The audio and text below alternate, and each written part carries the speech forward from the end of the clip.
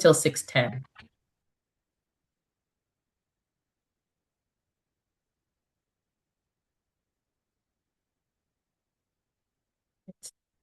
Well, welcome everyone. My name is Deidre McPherson. Thanks so much for joining us for this evening's grant information session. We're here to talk about two grant programs from Assembly for the Arts, the Creative Impact Fund and the Boost Funds. So let's get into it. All right. So this Zoom will be recorded, and if you require any special access to experience this, live transcription is available for this session. And to enable those captions, just click the live transcript button at the bottom of your Zoom screen, and then select Show Subtitles from the menu. All right. So my name is Deidre McPherson. I serve as Chief Community Officer at Assembly for the Arts, and that includes our grant programs. And I'm joined this evening by our Cleveland Foundation Public Service Fellow, my colleague, David Patrick Ryan. You'll also hear his name quite a bit in correspondence. He's a key part of the team that helps support our grant programs. All right, so our agenda this evening, I'll tell you a little bit about Assembly for the Arts in case you're not familiar. We'll also just tell you a little bit about where the money for these grant programs, where the money comes from, and then we'll give you an overview of our two grant programs that are accepting applications or will be soon, the Creative Impact Fund and the Boost Fund. We'll walk you through everything from who's eligible, what does eligibility look like, how to apply, what is included in the application, and the selection criteria, as well as the review process.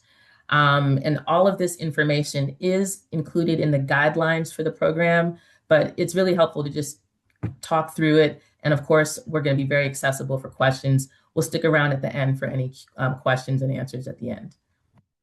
All right. So in case you're not familiar, Assembly for the Arts, we are our region's arts council. So we serve the creative sector in Greater Cleveland, which is vast, and there's a lot of incredible organizations and artists and creatives throughout our region that make arts and culture and make Cleveland a great place to live. And all of you are part of that work. So Assembly, our role in that is to convene, to coordinate, and collaborate with everyone who lives and works in Greater Cleveland, to strengthen and support those in the region who create, present, experience, and appreciate all forms of arts and culture. And you can learn more about Assembly for the Arts on our website at assemblycle.org. So I mentioned that our role in these is administering grant programs. And so our two grant programs are called the Creative Impact Fund and the Boost Fund. But you might be wondering, where does this money come from? And the answer to that is these grant programs are supported by residents of Cuyahoga County through a public grant from Cuyahoga Arts and Culture. You've probably seen CAC's logo on all over town.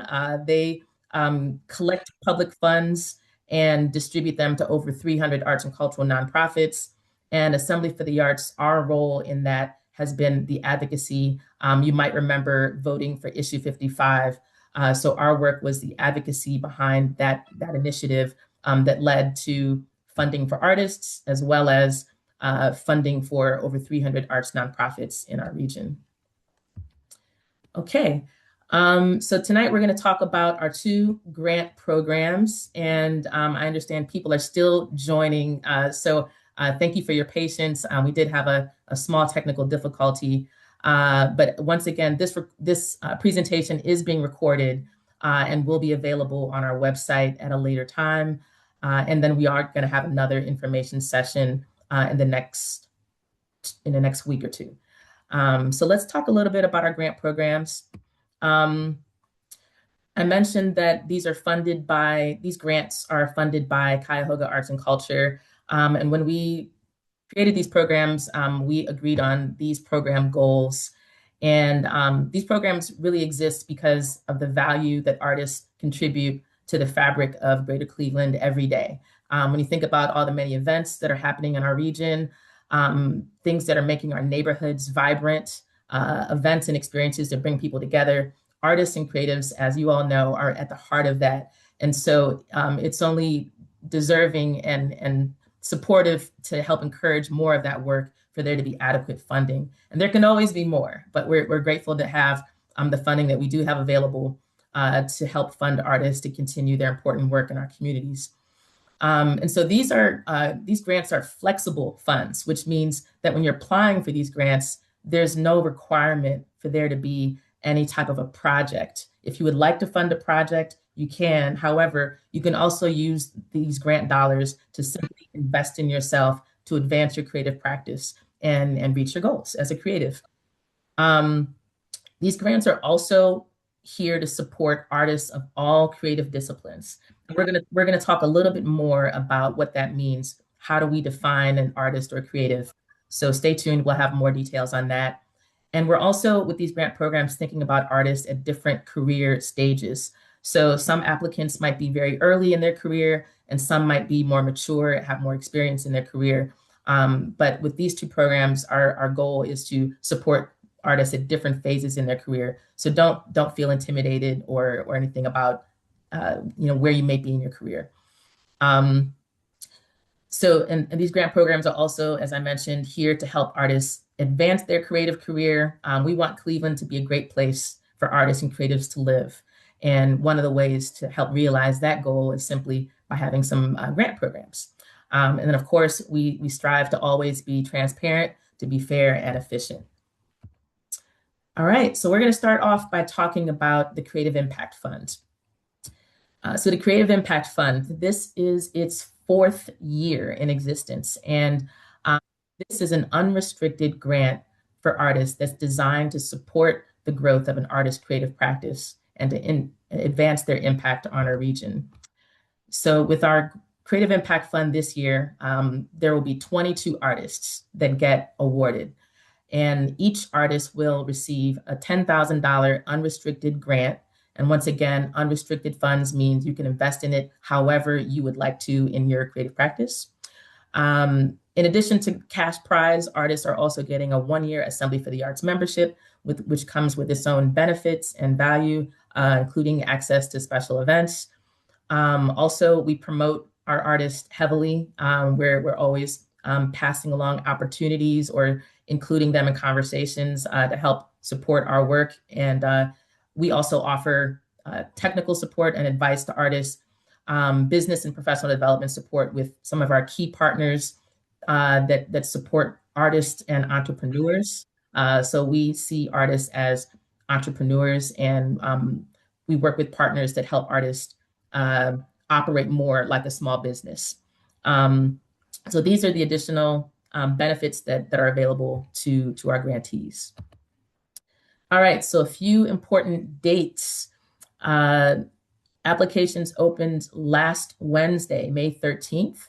Applications will remain open until Friday, July 17th. And you can apply all the way up until midnight. So, but I encourage you not to wait until the last minute because sometimes there can be a wave of things that happen at the last minute, and you just want to make sure your application meets that deadline. So 11:59 p.m. on July 17th is your deadline. We are going to have a panel or a jury review all of the applications. That'll take place between August and October. It is a pretty long review period because the application is quite in depth, and we're going to talk more about that. And then applicants are notified of the panel decisions in November, so all the way towards the end of the year. All right, I'm going to give you a quick overview now on the Boost Fund. So the Boost Fund is a grant that is basically all about giving artists a boost of support for artist-led projects or artist-specific needs. So it's really a mini grant that's designed to help fill the gap, to give you a boost of funding to support ongoing work. This year we're going to be awarding 144 artists with a $1,500 micro grant. And we're going to distribute these awards over three cycles. There will be 48 artists randomly selected and funded each cycle. There was already a spring cycle, a summer cycle is coming up. I'll share the dates shortly, as well as a fall cycle. You might be wondering, why do we do a random selection? It's because we've heard time and time again from artists that they're, to reduce competition, to reduce costs associated with operating a grant program. This means we're able to award more artists money because there's not a jury or a panel to review. And it also means that it lowers the barrier. We can simplify the application so that artists who may have never applied for a grant and might be intimidated by the process, they have an equal opportunity of being randomly selected. So our website for our Boost Fund grant is assemblycle.org/boost. All right, so I mentioned that the Boost Fund has 3 cycles.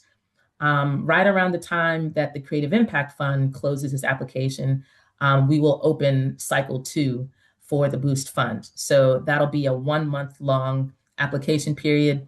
You can drop your application in between July 24th and August 24th. And because it's, we have multiple cycles here, we notify those who were selected for an award within 30 days of the cycle close. So if you apply for cycle 2, you should hear within 30 days of the close of that grant period. As I mentioned, there'll be 48 artists randomly selected in each cycle. And this is a $1,500 micro grant.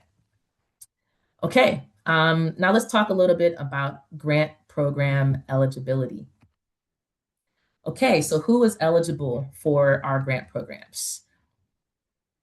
Artists who are age 18 years or older, who are residents of Cuyahoga County, who are practicing creatives, and they must be individual artists. So it's okay if you're an individual artist and you have a nonprofit organization, or if you have a business. It doesn't give you any kind of advantage or anything, but you must apply for these grant programs as an individual artist because they were designed for individual artists. And that was an agreement with our funder for this program. All right, and then a final eligibility criteria is that artists who are eligible for the program have not received a CAC funded artist grant in the last 5 years. So Assembly for the Arts, we've had our Creative Impact Fund. Karamu House has the Room in the House Fellowship. Spaces and Julio de Burgos also have grant programs, the Urgent Art Fund and Unidos por el Arte. And then lastly, Cleveland Public Theater's Premier Fellowship and Individual Artist Fund. Those are all CAC funded grants. And our goal is to ensure that more artists have more opportunities. And so if you've received any of these grants in the last 5 years, we ask you not to apply. And this is part of the eligibility process, again, just to make sure that we're diversifying the pool of who's being awarded these grants year after year. And one exception is because the Boost Fund is a micro grant, it's very small, $1,500.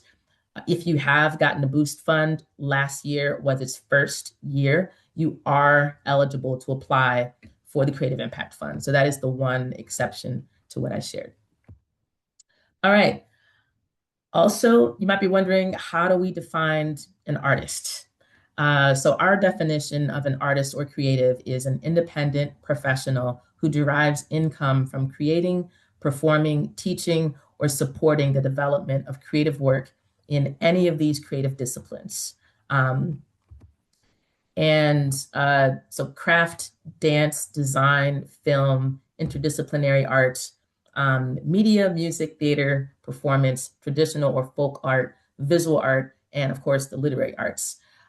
Because of the limitations on our funding, we have a limited amount of funds and there's so many artists in all of these many creative disciplines. We're not able to include hair and makeup stylists or barbers. We're not saying that they're not artists or creatives. We do believe they are. And same with culinary artists, but there are resources in place to support funding those creatives and other sources. Okay, and this is a much more detailed list of the various categories of artists and creatives that are within our definition.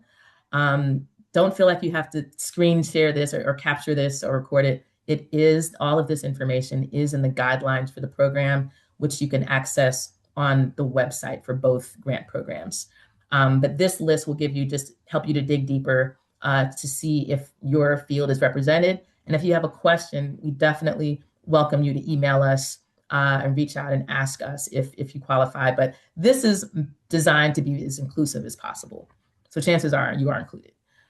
Okay, let's talk a little bit about how to apply for the Creative Impact Fund. All right, so the Creative Impact Fund, you're going to access the application on our website, assemblycle.org/CIF. Got the QR code there if you'd like to check that out. If you have a disability or you require any assistance, please contact us at this email address. And if you require any support with translating to another language, please reach out and we can support you by getting support there. All right. So when you go to the website to access the application, you're going to see an applicant toolbox, which we definitely want you to take a look at. The applicant toolbox includes the program guidelines. When you're applying for a grant, it's always a best practice to read the program guidelines before you do your application. The program guidelines will really give you an idea of what the funders are looking for. It'll also give you an idea of the criteria, maybe keywords that might be part of the decision making, and then also just how you can use the money and much, much more. So the guidelines are really important to read. And when you get on the website, we put that in red at the top of the page as a reminder to check those out. Also, in the applicant toolbox, there's an FAQ section for those frequently asked questions. There's information about work samples and how you might develop and submit those as part of your application. We also share important dates, and then that's where you'll find a button to apply and start your application. All right.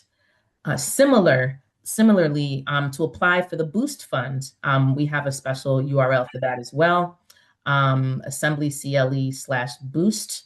And you'll find this applicant toolbox on the Boost Fund website as well, with the guidelines, FAQs, important dates, and the apply button. Okay. So once you click the apply button, you're going to be prompted to log into Submittable. Submittable is an online platform that's designed to accept applications and submissions. It's a free website for you to use, and you'll be prompted to either log into an existing account or to create a free account. Okay. If you need to create a Submittable account, it's easy. You will simply enter your email address, create a password and a username. And creating an account is really helpful because it's where you'll have all your correspondence associated with your application will be through this platform. You'll be receiving emails from them, emails from us via Submittable, I should say. And you can save your application along the way. So you don't have to complete your application in one sitting. You can begin working on it and come back to it later.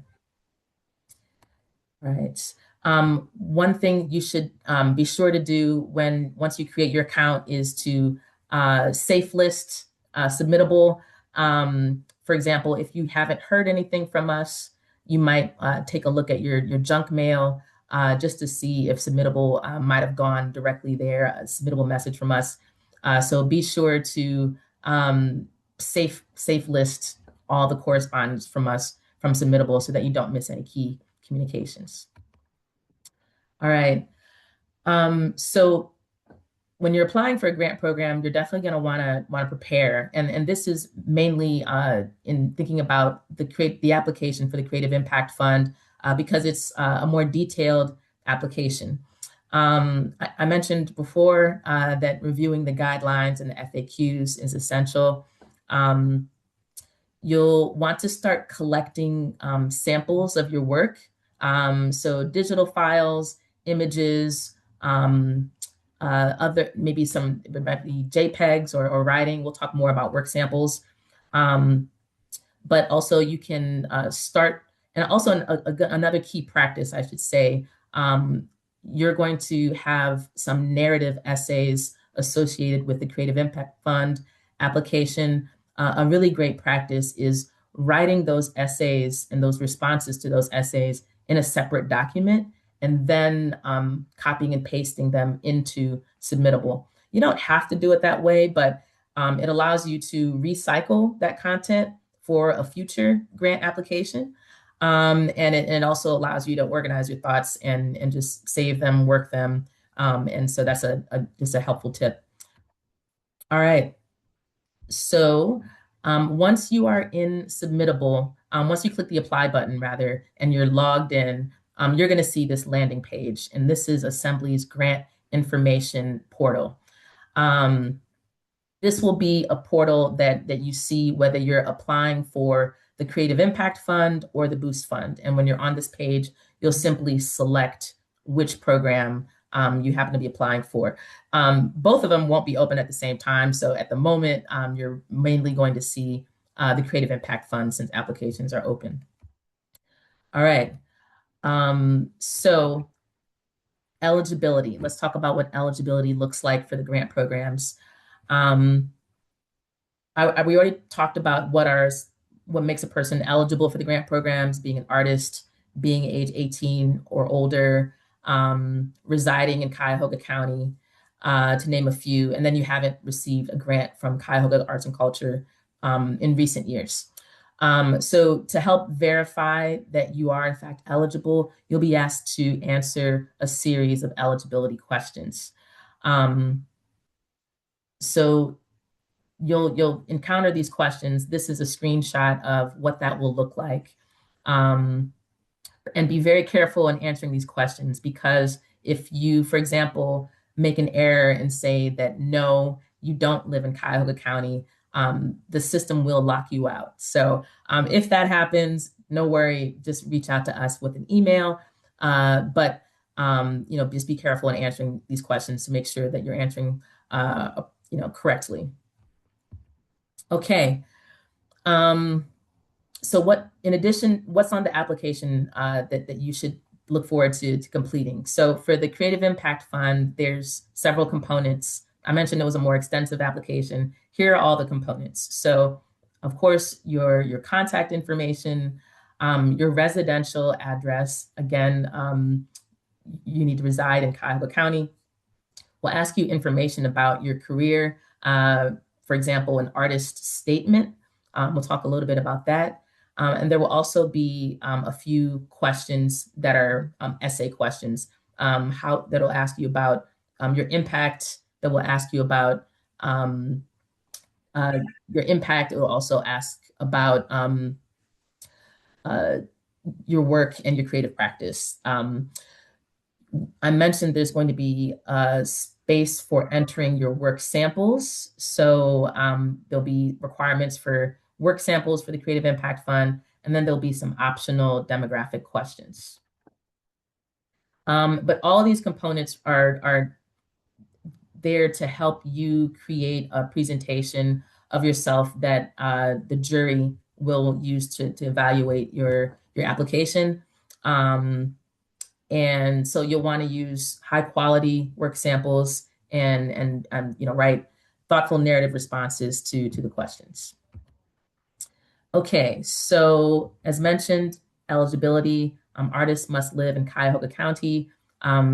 These grant programs are publicly funded by residents of the county, so that's why we have this requirement. And it's also important that you live in Cuyahoga County at least 6 months out of the year. Cleveland gets pretty cold in the winter, so sometimes a lot of us, or some of us, leave town for travel. But it's important that you reside here 6 months of the year, and that you're not using your studio address. So this grant program does require that you live and work in Cuyahoga County, and there will be verification as part of the review process. Okay.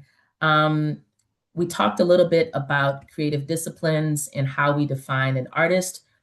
In the application, we're going to ask you what is your primary and secondary creative discipline.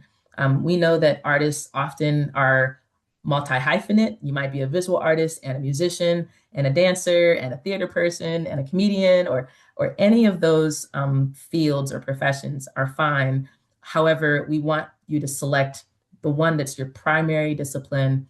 And then if you happen to have more than one field or discipline that you practice, have a secondary one, but the secondary one is optional. Okay, so we mentioned there's a few essays. We'll ask you to create an artist statement or share an artist statement. If you're not familiar with how to create an artist statement, it's basically describing describing your creative practice, who your work is for, what it speaks to, what are some of the themes that are recurring in your work. So an artist statement with a 200-word requirement.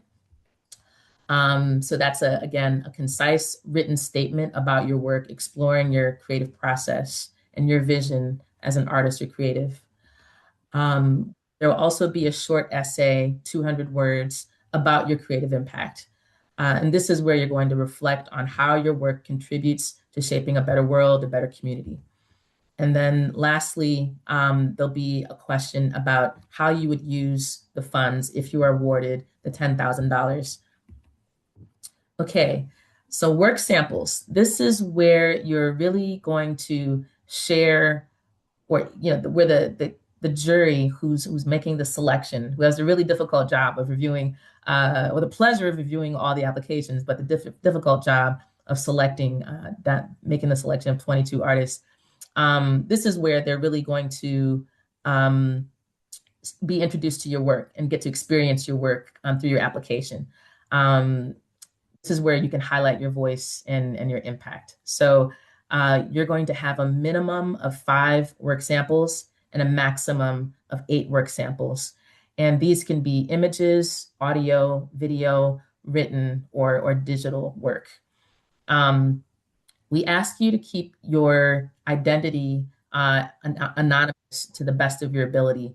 The reason why we do that is to help reduce any potential bias, but we realize that that may not always be possible. So again, we ask you to try to remove your name from things, or just try to keep your identity secret. But again, if it's not possible, we understand. And so here's a screenshot of what you'll see when you're in Submittable. And it has instructions about the type of work samples you can use. In the past, we used to ask for a lot more work samples. We did 8 to 15, but we've reduced that number to just 5 to 8 to keep it more focused for our review panel.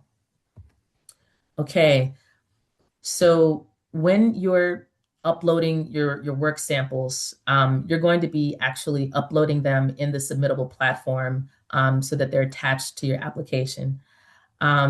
We ask you to give your files that you're uploading to your application, to give your files names, the title of the work, the medium, and the date associated with your work. So we do ask you to use that file naming format when uploading your work samples.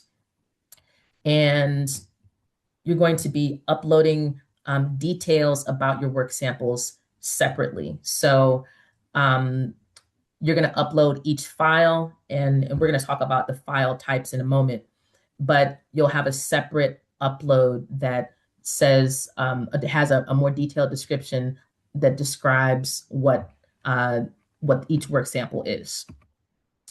Okay.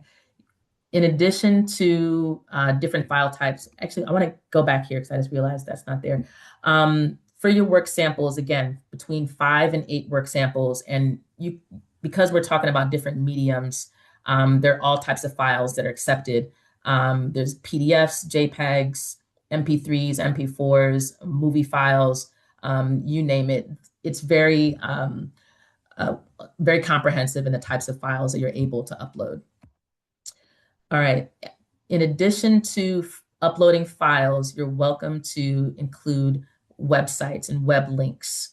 You can include in submittable up to 8 links. If you don't have a website, it's not required, but one web link equals one work sample. So you can have a mix of actual files that you're uploading and then X number of websites to have both included. Again, try to keep your website as your name as anonymous as you can. If your URL is your actual name or if it's on the website, again, don't necessarily worry about that, but we're just asking you to try to do that to the best of your ability. Make sure that the link works. So before you add it to the application in your work samples, be sure to test it. And then also be sure that your content isn't hidden behind a paywall. So say you're a filmmaker and you have a movie on Netflix, you're not going to want to use a Netflix link because the person reviewing your application may not have access to view it if they don't have a Netflix subscription. Okay, a few work sample tips. Ensure that your work stands out. So you're going to want to select work samples that show your work, your most unique, bold, impactful work, something that's going to make the jury really engage with you and your work.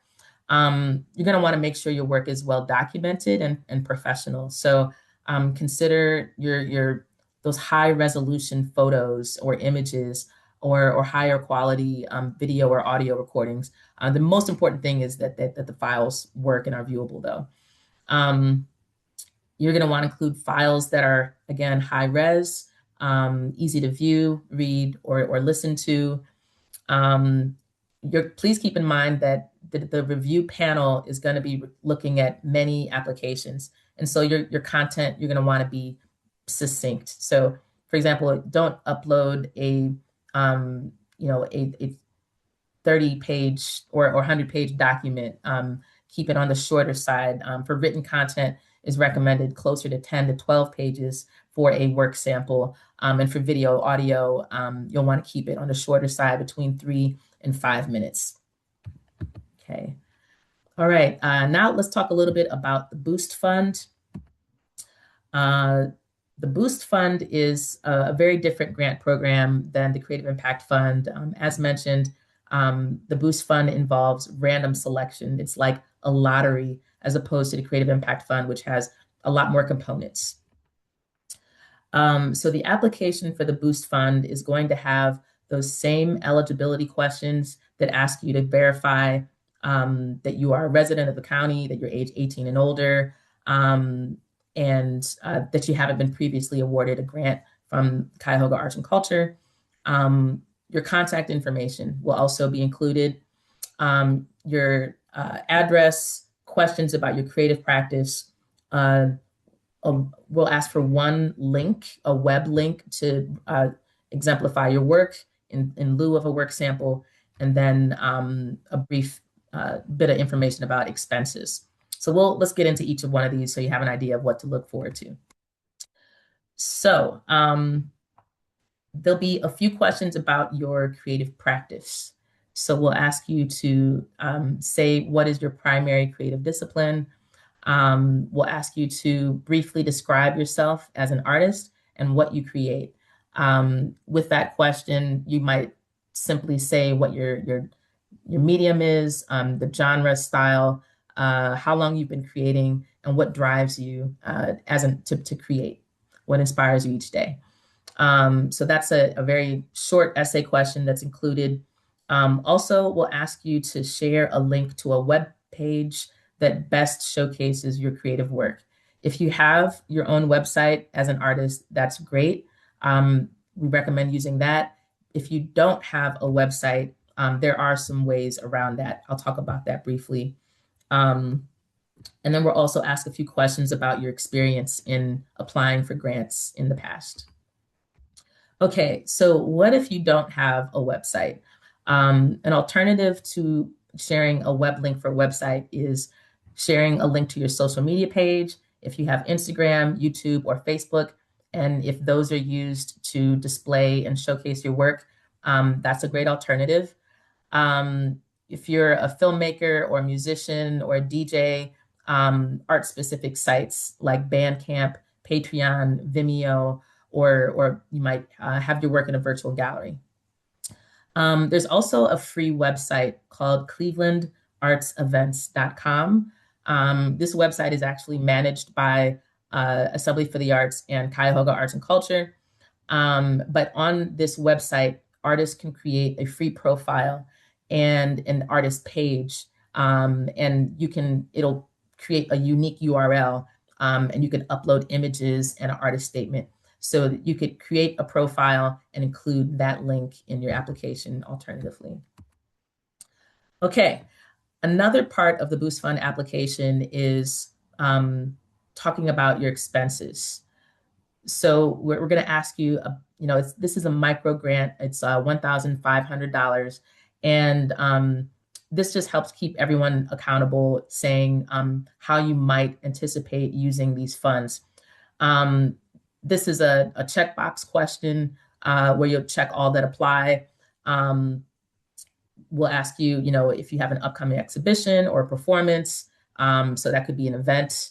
It could be a workshop or a public event that you're presenting. The money could be used for studio rent or utilities, equipment or repairs, materials, artist fees or contract fees if you're applying for things that have a fee, like an art fair or another competition, venue rentals if you're hosting events, or space costs, technology, audio, visual, or permits or licensing that you might need to pay for. All of those are eligible, and you would just select this box. And then we ask for approximately how much various activities might cost. And again, it's approximate, just guess to the best of your ability. This is where you will enter approximate costs for for various expenses. It's okay if it's just one thing. Perhaps your instrument broke and you need to get it repaired. You could just enter, I have an estimate, and you could put that in there on what it might cost to repair it, or studio rental. You can just put that in approximately. So it doesn't have to be comprehensive. And funding decisions will not be made based on what's included in expenses.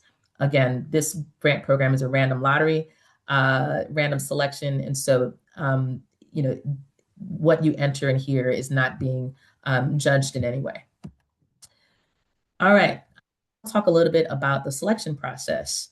And the selection process for these two very different grant programs looks different. The Creative Impact Fund, as I mentioned, is a $10,000 grant that is a year-long grant, and it has a traditional panel process, which means that there's a jury, a panel that reviews all of the applications. For the Creative Impact Fund, our panel is made up of artists and creatives who reside outside of Cleveland. So we work with jury members and select jury members who represent all the various creative industries. And we pick people from outside of Cleveland, again, not only to reduce bias or popularity, but also we do that to help put Cleveland's talent on the map. Like, we want people to know that there's a lot of incredible creatives in Cleveland, and one good way to do that is to select reviewers who don't live here. Alternatively, the Boost Fund, this is a random selection method. There's no jury, no one is reviewing the applications except for eligibility. But it's basically a lottery system for that micro grant of $1,500. All right. So for the Creative Impact Fund, I mentioned we have a jury, a panel, and it's made up of creative professionals in a variety of disciplines. They're artists like yourselves. We have artists reviewing artists and other arts industry leaders or workers like myself. Um, and the jury members reside outside of Cleveland. Um, Earlier in this presentation, I shared that the review process will take place over several months. Because these are pretty extensive applications and there's a large number, we'll probably have a jury of about a dozen people representing different creative industries. We'll have the panel review and score the applications based on criteria. And those criteria that they'll base their decisions on are included in the program guidelines. So again, it's a really good idea to read the program guidelines so that you can keep in mind what the jury member is considering when they're making their decisions. So in terms of how the review process goes, the panelists review and score the criteria, each application against several criteria. And then applicants with the highest total average scores, typically the top 10%, move on to the next round on our end. And notify anyone that early on in the process. But that's what's happening behind the scenes. Following that, the panelists get together virtually to deliberate over those top scoring applications. And then they move on to making final selections. All right. We haven't talked about criteria, so let's do that now. So for the Creative Impact Fund, criteria include artists that are actively creating. So you've been creating new work, presenting work over the last, in recent years, we want to say about 3 years or more. Artists that are innovative in their creative practice, they're experimenting, they're innovating, they're risk-taking. Artists that are making thoughtful and well executed and high quality work. Also, artists who are considering how their work affects and benefits their community. That's where we're talking about the creative impact. And then lastly, that they're creatively engaging viewers and audiences. Their work is being publicly shared in a way that engages audiences of any kind. And that's where we're really seeking audiences that might be underrepresented and audiences that are really feeling the work that's being presented. All right, so the Boost Fund. The Boost Fund uses a random selection. Again, no decisions for this grant are being made by a jury or our staff. Applications are not evaluated based on the content, except for eligibility. And we have random selection tools that do the selection for us. And the reason why we're doing it this way is because this places the emphasis on broad support for creatives rather than artistic merit. So rather than saying one artist's work is quote unquote, more impactful than another, this allows us to reduce competition from the grant process. Okay, so what if you get a grant? What do you need to know once you get a grant? This is a list of eligible and ineligible expenses for our grantees. So for the Creative Impact Fund, the award is $10,000. It's unrestricted funds that can support your creative practice. And so you'll want to review, again, be familiar with the guidelines. Eligible expenses include, but are not limited to, studio costs, which might include maintenance, rent, or utilities, travel expenses related to your artistic endeavors. Maybe you're traveling for a performance, a concert, a tour, an exhibition, or professional development, or for research. It It also include really important artistic needs from supplies and materials, technology, contract services if you're hiring others to collaborate with you, personal artist fees if you're applying for things, promoting your creative practice. Maybe you want to do a photo shoot so that you have high quality materials for a new website, research and development, or space rental. Um, Basically, eligible expenses include operating expenses that are related to your being a working artist. As far as ineligible expenses, things like any illegal activity, political campaign endorsement, gambling, travel, international travel. Unfortunately, travel is limited to domestic with this grant. It could be debt repayment, fundraising expenses. Those are things that are not eligible with these funds. Okay, for the Boost Fund, it's quite similar. As far as eligible use of funds, it's really designed to support projects, events, or programs that you are leading as an artist. If you're participating in fairs or workshops, exhibitions or performances, venue costs, or other fees associated with being an artist, you can use the funds toward those things, or specific needs. And we've talked about those a bit: fees, work travel, technology, equipment, etc. Okay. Um, when you get a grant, or if you get a grant, there's a couple things you need to keep in mind. Paperwork that's required. So in order to complete payment, we have you complete an agreement, a W-9 form, and an ACH form for direct deposit. It's important that artists know that they're responsible for their own taxes and this money has to be reported. So you'll be responsible for that, as well as reporting on how the funds were ultimately used. And we encourage you to keep your receipts for anything that you're spending the dollars on.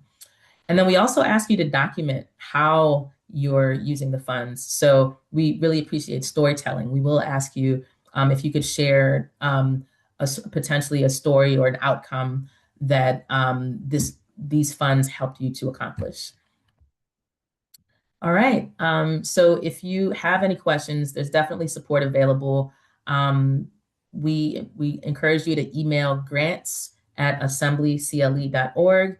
And that email box is monitored by both David Patrick and myself. So if you email the grants email address, you'll reach both of us. But you're also welcome to take down our direct email addresses. And I have them up here on the screen. Today's workshop was recorded and it is being recorded. A link to the recording will be added to the website for both the Boost Fund and the Creative Impact Fund. And we do have an upcoming information session on Thursday, June 4th, where we'll once again go over these two grant programs. It'll be in the lunch hour, so from between 12 and 1:30. And if you want to register for those or tell a friend, that's the website, assemblycle.org/events. And now we'll open up the floor to any questions. David Patrick, if you would like Yes, to help out there. And I believe, can people unmute themselves to ask questions, or should they drop them in the chat? they can drop them in the chat and I will relay those questions along. I will also monitor uh, hand raising in if you have to do that, if you'd rather ask your question out loud, and then I will allow you to unmute. I do have two quick uh, comments before we continue on with that. Just didn't want to interrupt Deidre's presentation, but there are a bit of notes about the Creative Impact Fund and the the anonymous kind of work samples and responses, as well as a bit about the types of websites you uh, would be recommended to submit. So the anonymity, if you're, say, uploading a file such as something that has an image that a work sample maybe is a piece of writing. If it's possible to block your name out on it, that's something we'd appreciate. But we also understand some of these files can't be edited. Same thing with a website that's like an artist website that has your name in the title. We understand we're not going to ask you to not submit a certain website that might house all of your professional work very succinctly if that is the best way to demonstrate your work. We're obviously not asking you to alter that. If you do have an artist statement that you regularly use that has your name in it, such as I am such and such artist, please remove your name from that to remain anonymous. We'd really appreciate that. The other point is around the types of websites. We did mention not to submit anything that has behind a paywall for Creative Impact Fund work samples. I would also request that you do not submit anything that would require a panelist to log into an account. So, for example, if you have an image or a performance or an artwork that is housed on an Instagram post, when it gets to a panel review, we might not know whether that panelist has an Instagram account or not. So we would encourage you not to submit that type of login required content to a panelist, if that makes sense. So I'm going to leave my comments to that, and now I'm going to start looking at a few of the questions we've had come through the chat, and I will also monitor anyone who raises their hand to audibly ask a question. So just give me 1 second here to view some of these questions. So give me one more second here to review. Just gotta adjust my screen so that it can see everything. All right. Jeremy, oh, I will give Jeremy a second real quick to unmute him. I think he would also like to make some comments. Jeremy, our president.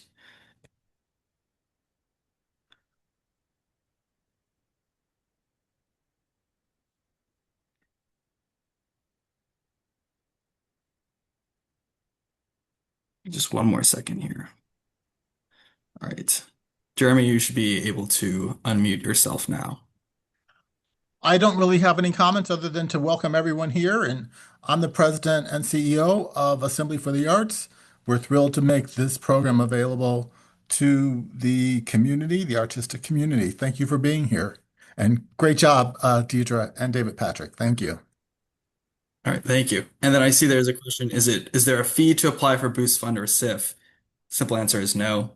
There's no fee to apply. Um, and then we have a question here that says, if you're awarded the Boost Fund grant, would that automatically qualify you for the Creative Impact Fund grants 2026 cycle? Um, Yeah. Also, quick answer is no. The Boost Fund, since it's a smaller grant amount, and as a random selection, that would not disqualify you from the larger uh, juried grant of Creative Impact Fund. I don't know if Deidre has any more comments on that, but No, just to emphasize what David Patrick said, you can be awarded both the Boost Fund and the Creative Impact Fund in the same year because, as he mentioned, the Boost Fund is a micro grant. So, and it involves random selection. So, great yes. question. All right. Let's see if anyone does it. I don't see anyone with their hand raised currently, but we just received another message in the chat. Um, let's see here. The question says, if I submit my website that has my name all over the homepage and has samples of my work in several mediums, is that a disqualifying submission? The answer to that is no. Again, we want you to try to remove your name as to the best of your ability. But if a work sample is a website or a web link that you're not able to remove your name from, that you will not be penalized for that. Correct. Yeah, and I would just, again, like I said, I'd encourage things that you write, like those essay responses. We'd encourage you not to include your name in that because that would be a little bit more of something you have control over. But if it's your website, we understand there's nothing really you can do about that. Mhm.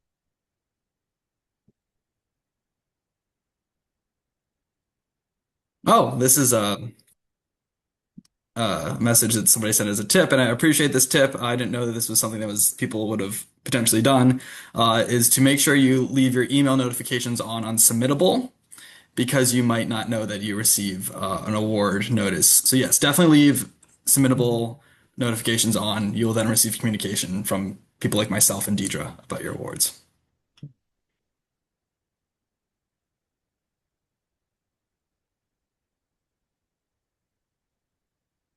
All right.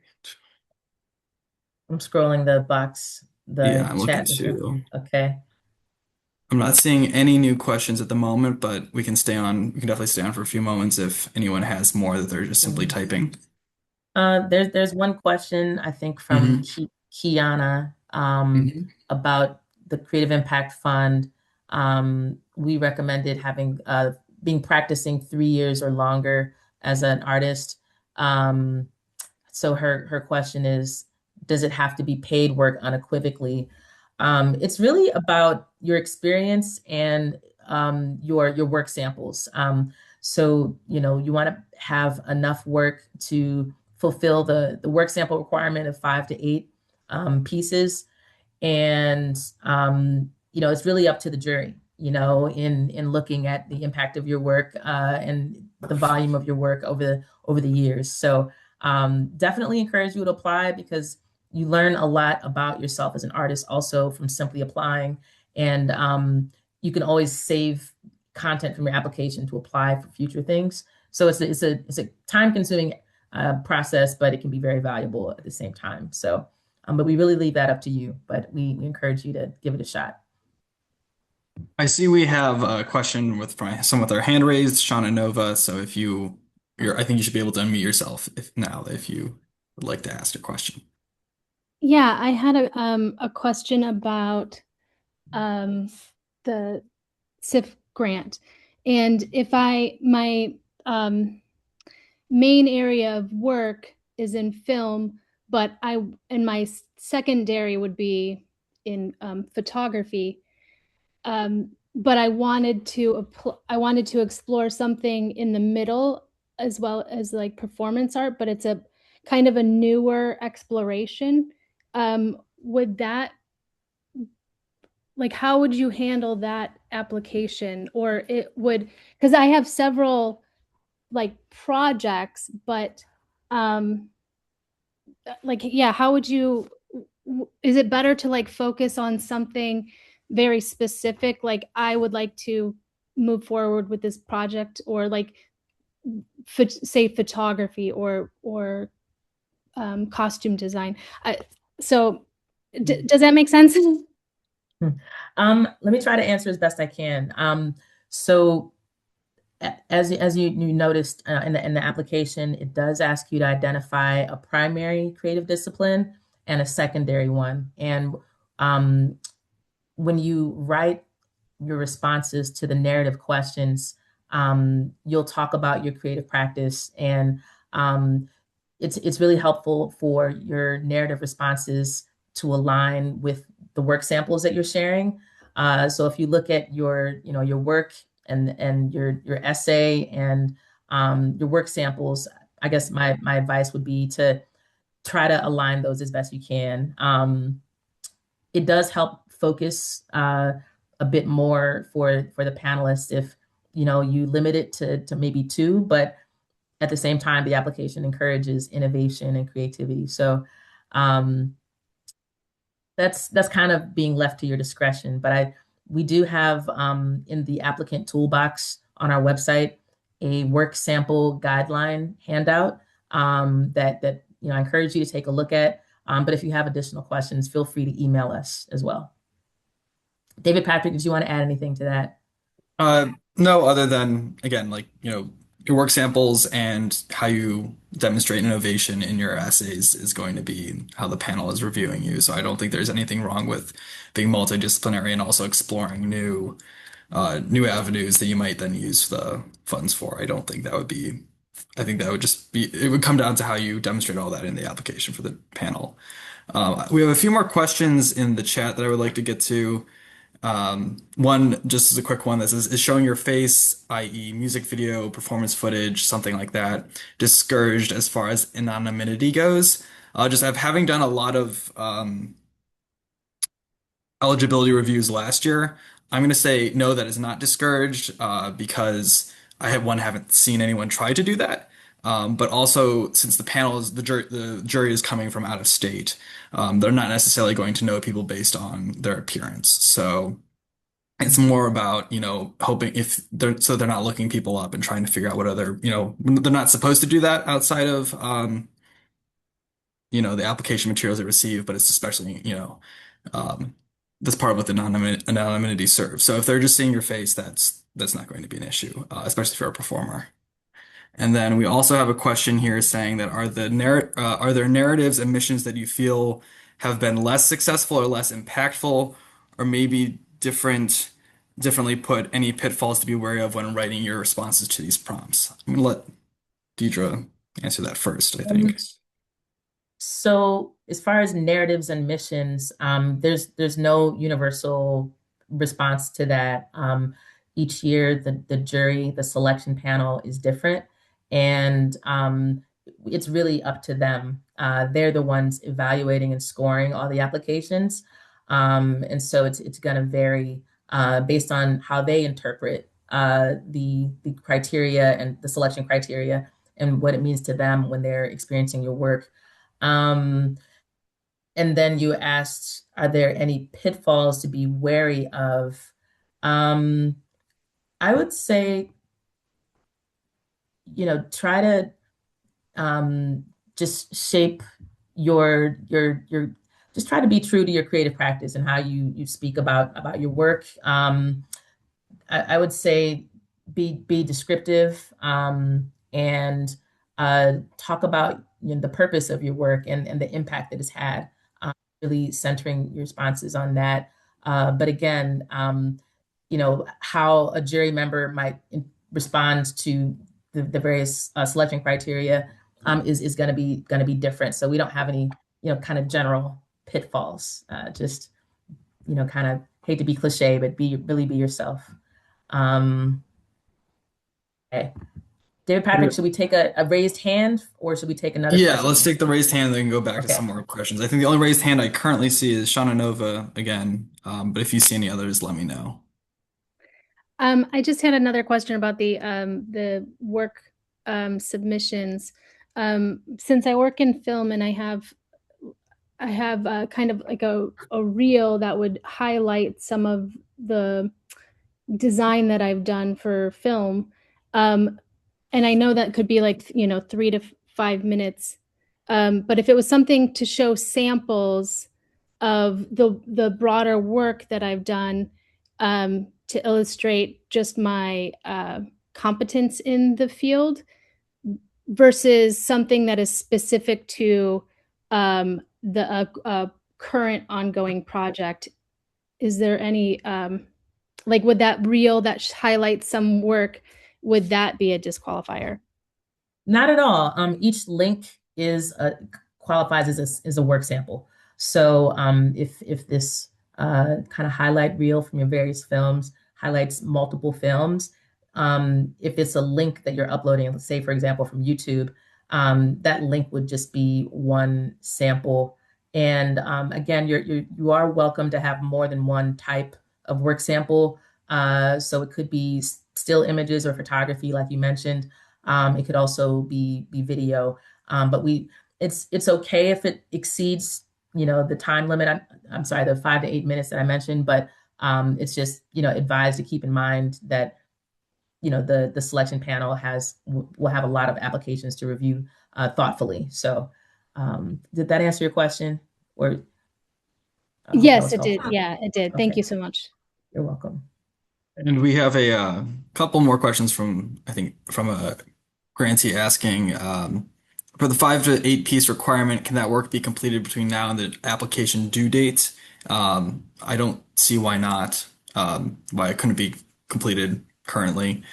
And then you said, you mentioned a secondary field and slash application. Are we doing two separate applications for different fields, or does the current application allow for a secondary option? Yes, you have to select a primary field, and then there's an option to select a secondary field, and it is the same application. It's just allowing the panel to better understand what fields you're working in. Yeah, one application per person. Yes. And we just say it's often artists have more than one creative practice, more than one discipline that they practice, but not everyone does, and that's fine. So We have a question that I think we're going to need the person to clarify. I think it's Kamara Said, would that be the same if someone has multiple genres in photography or videography? I've since lost track of when that question was asked in the chat. So what would be the saying you're asking? If you don't mind unmuting yourself or maybe clarifying in the chat.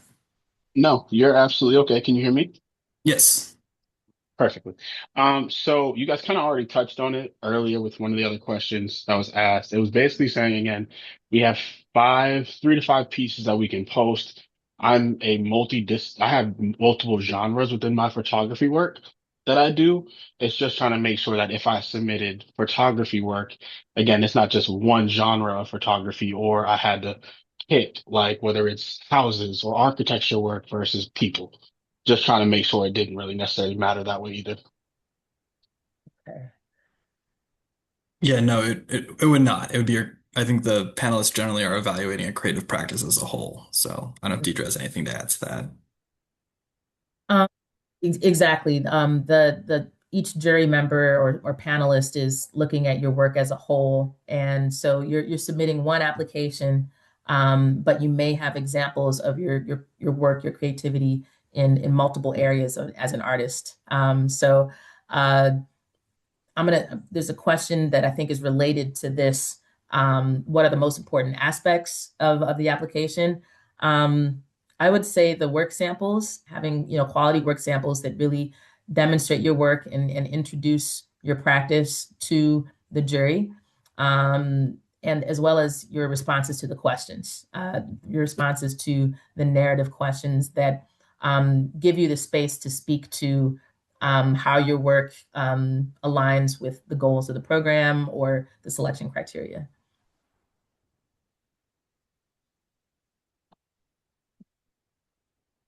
I I'm not think, seeing any more questions roll in at the moment, but okay. Yeah, I don't think we saw, I think we got everything in the chat. okay. Um, but it looks like people are slowly starting to drop off. So if you have a question that didn't get answered tonight or that you didn't get a chance that you didn't think of, please feel free to email us. The best way to reach both of us is grants, grants, at assemblycle.org. And we'll be monitoring that inbox very closely and answering questions with a goal of 24 hours. So a link to this recording will be added to our website. And we do have an information session on June 4th. Join our email list to stay connected, hear about future events, and come out to join us on June 24th. We have an assembly event. To learn about our events, please visit assemblycle.org/events. But thank you all so much for joining us this evening, and best wishes and best luck with all that you're doing. Okay, bye-bye. Thank you.